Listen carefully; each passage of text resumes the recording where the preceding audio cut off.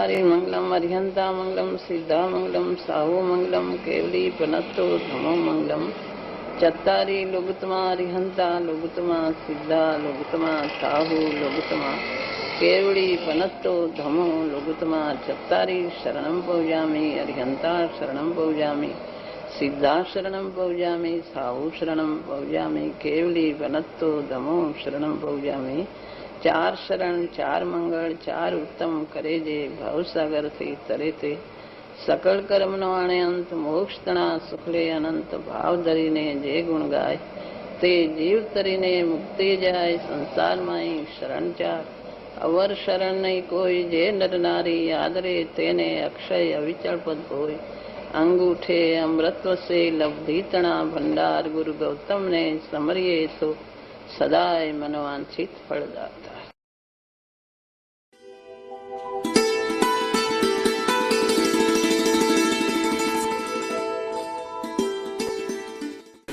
જે વિવક્ષાઓ આવે છે એવા તે વસ્તુ અથવા તે વસ્તુના ભાવમાં એવા ધર્મો રહેલા છે, તેથી એ વિવક્ષાથી એ જાતનું કથન થાય છે કે ધર્મ ન હોય છતાં એ વિવક્ષા કહેવામાં આવતી હોય. જેમ કે આપણે દર્શન આપવું એટલે વધારે સ્પષ્ટ થાય કે રાગને જીવનું પરિયમન, જીવની પર્યાય પણ કહેવામાં આવે છે, અને રાગને પૂદગલનું પરિયમન, પરદ્રવ્ય પરભાવ એમ પણ શાસ્ત્રમાં કહે છે. તો હવે એવી કોઈ યોગ્યતા એ ધર્મમાં પડેલી છે, રાગ એક ધર્મ છે, તો એમાં એવી કોઈ યોગ્યતા પડી છે કે જેથી એ પ્રકારનું કથન થઈ શકે છે, એ કેવી રીતે છે? એવી જાતના યોગ્યતા છે, એના નિમિત્ત કરી નથી દેતું પણ નિમિત્તને આશ્રય થાય છે. પોતે પરિણમે છે પોતાના પુરુષાર્થની મંદતા એ વિભાવ એકત્વ બુદ્ધિથી, અને એમાં નિમિત્ત છે, કર્મ છે, એવી જાતનો એનો છે, એવી જાતનો એનો ધર્મ છે, એવી યોગ્યતા છે. માટે કેટલાક અપેક્ષિત વાત થઈ જુદી, આ તો એનો રાગ છે ને એમાં કર્મ નિમિત્ત છે. કોઈ નિમિત્ત હોય જ નહીં તો આત્માનો સ્વભાવ થઈ જાય. રાગ આત્માનો સ્વભાવ નથી, એમાં નિમિત્ત છે. માતાજી, રાગ તો એક ધર્મની વાત કરી, પણ શાસ્ત્રમાં એવા અનેક કથનો વિવક્ષાના આવે છે. તો એ જે વિવક્ષાના કથનો શાસ્ત્રમાં આવે છે એ બધા કથનો અને એની અંદરમાં એવા કોઈ ધર્મની યોગ્યતા રહેલી છે, એ અપેક્ષા એમ કહેવામાં આવે છે કે કેવી રીતે કહેવામાં આવતું હશે? અમુક જાતની અપેક્ષાઓ લાગુ પડતી હોય એવી જાતની એવી યોગ્યતા હોય છે.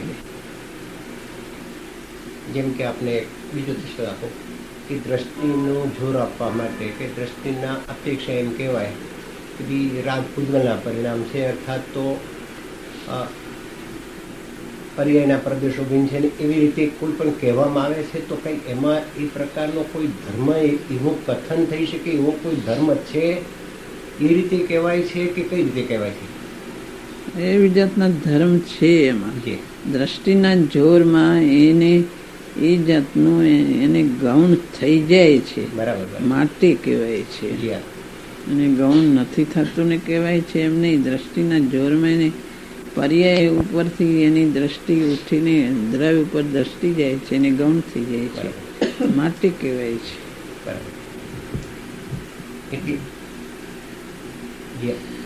ગૌણ થઈ જાય છે એ અપેક્ષા કહેવાય છે, અને એ પ્રકારનો ધર્મ એવો કહેવા રૂપનો એવો એક ધર્મ વસ્તુમાં રહેલો છે. હા, એવું છે, એવું છે.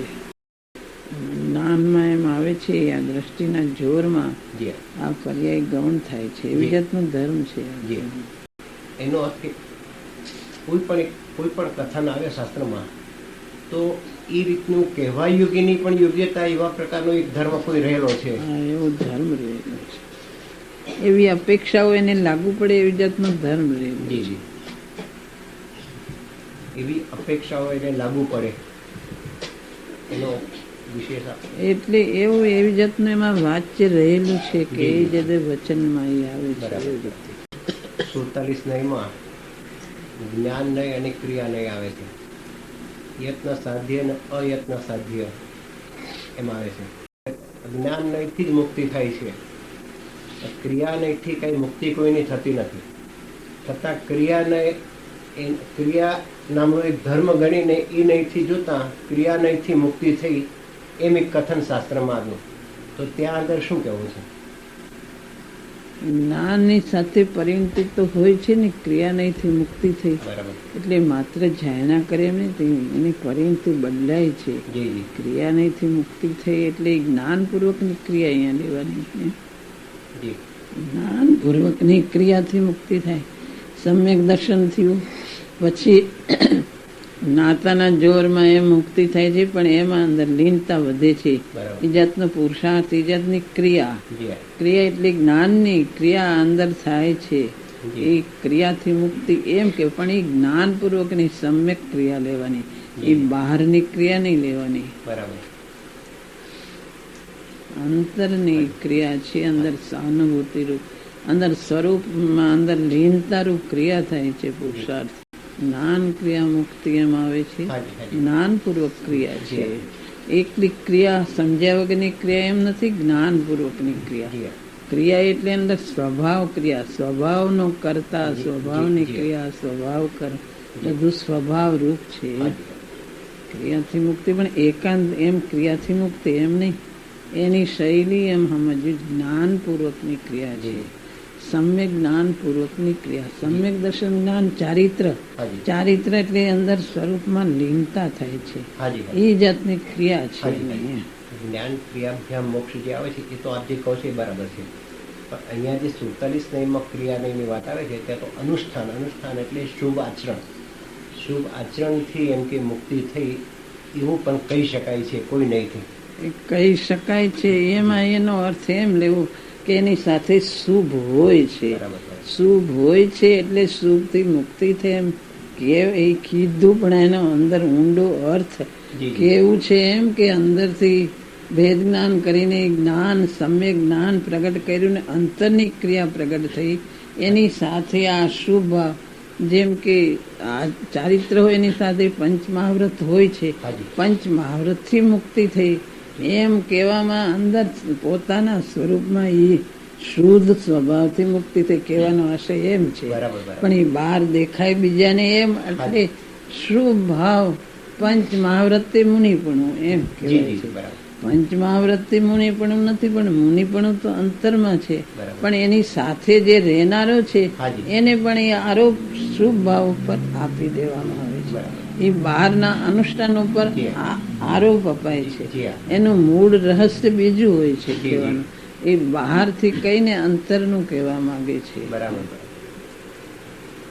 કે જ્યાં આવી જાતના પંચમહાવ્રત હોય એમ એની સાથે આ યથાર્થ હોય એને આવા શુદ્ધ ઉપયોગ રૂપ ચારિત્ર હોય છે અંદરમાં.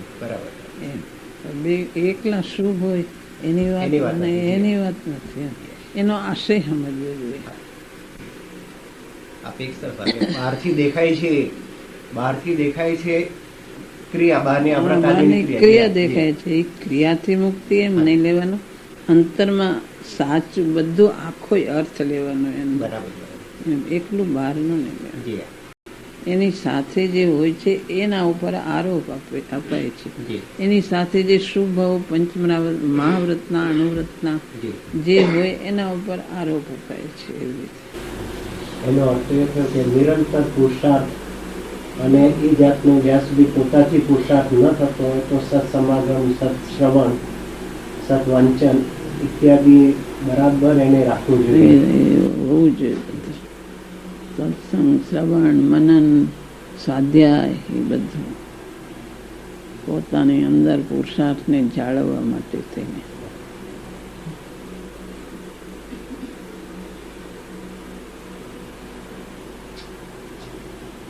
દેવ ગુરુ શાસ્ત્રના એની પરિચયમાં રહેવું, સત્સંગમાં રહેવું. જેવો યોગ હોય એ યોગ ન બને તો પોતે શાસ્ત્ર નો સ્વાધ્યાય કરે.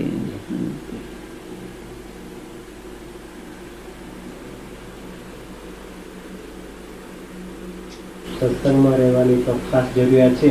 એ તો અત્યારે જે આપણી ચર્ચાઓ ચાલે છે એમાંથી પણ ઘણો ખ્યાલ આવે છે કે એક નાની બાબતમાં આપણને એમ લાગતું હોય કે આ બરાબર સમજીએ છીએ, ને છતાં એમાં પણ ખરેખર જ્યારે આપ સુધી સમજાવો ત્યારે એમ થાય કે ના, એ પોતાથી ઉકેલો જાય તો એ અર્થો મળે ને, એ અર્થ નીકળે એ જે એમના હૃદયમાંથી આવતું હોય અને એમનું જે શ્રવણ અને એ બધું થાય એમાં જે આત્માને લાભ થાય એ જુદો જ થાય.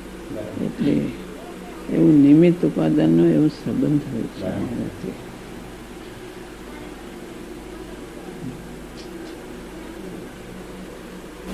એમાં તો એ પણ વ્યવહારની ઠેકાણે એ બી બરાબર સમજવા જેવો છે, અને નિશ્ચયની સાથે સમજીને એનો આશ્રય કરવો. બે વસ્તુ જેમ છે એમ સમજવી. વ્યવહારને એમ કે વ્યવહાર બરાબર વ્યવહાર તો એ તો ખાલી ઉપચાર છે એમ કહીને કાઢી નાખે એ તો સમજ્યું નથી બરાબર. નિશ્ચયને નિશ્ચય તરીકે સમજવું, એનો આશ્રય લેવો આત્માનો, પણ વચ્ચે વ્યવહાર છે. વ્યવહાર એટલે કઈ છે જ નહીં એવો એનો અર્થ નથી. એ વચ્ચે સાધક દશા આવે છે એ પણ વ્યવહાર છે, અને મુમુક્ષુની દશામાં પણ એને અંદર આત્માથી જે હોય એને નિશ્ચય રૂપે નિશ્ચયને સમજે, આત્માનો આશ્રય કરવા જેવો વચ્ચે આ બધું આવે છે. દેવ ગુરુ શાસ્ત્ર સત્સંગ બધું એને જેમ હોય એમ સમજે.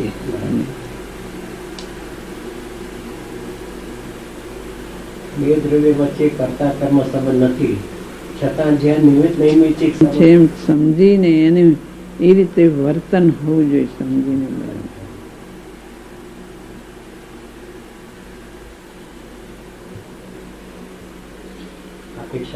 સમજીને વર્તન પણ એ જાતનું હોવું જોઈએ. એકલી સમજણ હોય તો એ લુખાસને પામે છે. સમજણ થાય બરાબર છે, એ લાભનું કારણ, પણ એનું વર્તન પણ એ રીતે હોવું જોઈએ.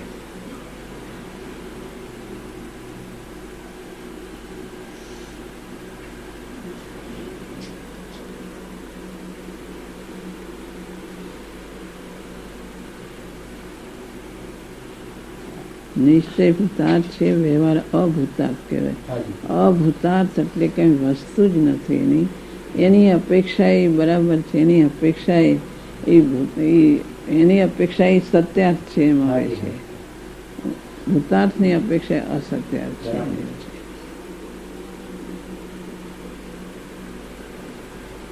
એવી રીતે અભૂતાર્થ હોય કે કઈ વસ્તુ જ નથી તો વચ્ચે સાધક દશા જ હોય નહીં.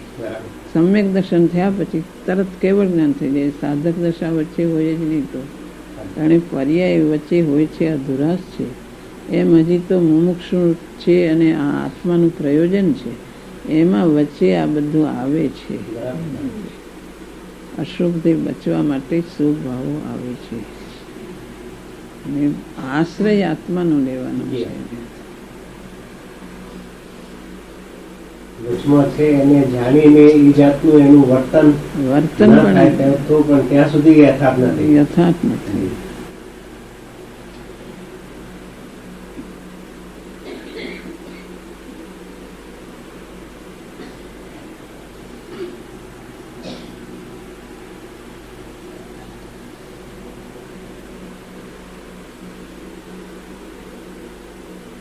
અમારાથી થઈ શકતું નથી, પણ આ અશુભથી બચવા માટે શુભ ભાવો આવે છે. આત્માનો આશ્રય હોય એની સાથે આ હોય છે એમ સમજે છે. એ અંદર હૃદયપૂર્વક એને રુચિપૂર્વક સમજે છે. ઓલું એમ નક્કી કરી લીધું એટલે પછી એ કાંઈ છૂટી ગયું એમ એવી જાતનું નહીં. એને એ જાતનું વર્તન એને અંદરથી આત્માના પ્રયોજનથી હોય એટલે વર્તન આવ્યા વગર રહેતું નથી. આત્માના પ્રયોજનપૂર્વક એનું વર્તન, વ્યવહારનું વર્તન પણ આવ્યા વિના રહેતું નથી. જેમ સમ્યક દર્શન પ્રાપ્ત કર્યા પછી નિરંતર પુરુષાર્થ રૂપે પરિણમતા એ સહેજે ટકી રહે છે અને આગળ વધે છે. એવી રીતે અહીંયા પણ સમ્યક દર્શન પહેલા પણ જે કંઈ નિર્ણય કર્યો એ નિર્ણયને ટકાવી રાખવા માટે એને આગળ વધવા માટે એને પણ આ જાતનું નિરંતર ઈ આ બધું પુરુષાર્થ, અપેક્ષિત પુરુષાર્થ એને ચાલુ રાખવું જોઈએ. કે કરેલા નિર્ણયમાં મોડાશ ના આવે, લુખાશ ના આવે, એટલા માટે થઈને એને અશુભથી ભાવ શુભ ભાવ આવે. દેવગુરુ શાસ્ત્રની મહિમા, શાસ્ત્ર સ્વાધ્યાય, સત્સંગ, વિચાર, વાંચન એ બધું હોય. સ્વાધ્યાય વારંવાર જે વિચાર્યું એનું રટન કરી બધું આવ્યા કરે. નહીતર તો અનાદિનો છે પ્રવાહ, એમાં ચાલ્યો જાય છે.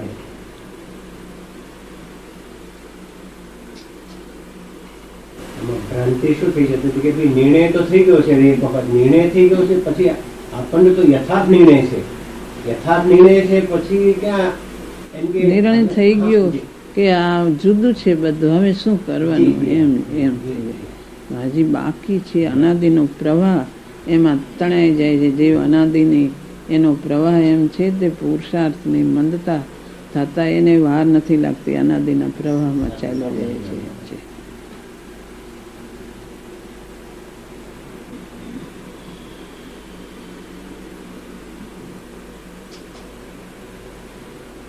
બહુ પુરુષાર્થી હોય તો ગમે એવા સંયોગમાં પણ પોતે ઊભું રહે છે. બહારના સંયોગ બીજા હોય, અસત્સંગના એવા બને તો અંદર બહુ ખટક થઈ જાય કે આ હું આ ક્યાંથી, આ હું તો મારે તો આ બીજું કરવાનું છે, એમ કરીને પુરુષાર્થ કોઈને એમ પણ વધી જાય છે. પણ મોટે ભાગે તો એને આ સત્સંગ ઉપર આદર હોવો જોઈએ. જેને એકદમ થાય છે અથવા તો નથી નિમિત્તમાં, એને પણ આદર તો હોય છે, એને આદર તો હોય જ છે, પણ એમાં આવી પડ્યો પછી શું થાય?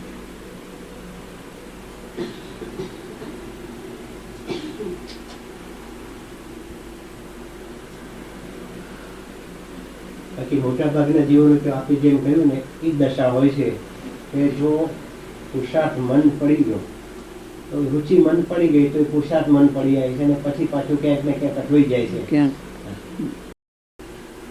રુચિ નિર્ણય ક્યાંય પડ્યો રે, નિર્ણય છે ને આપણે, અને અનાદિના પ્રવાહમાં બધા બહારના કાર્યોમાં ને અનાદિના અશુભના ભાવમાં ક્યાંય હાલ્યો જાય છે. પછી પુરુષાર્થ મંદ પડે તો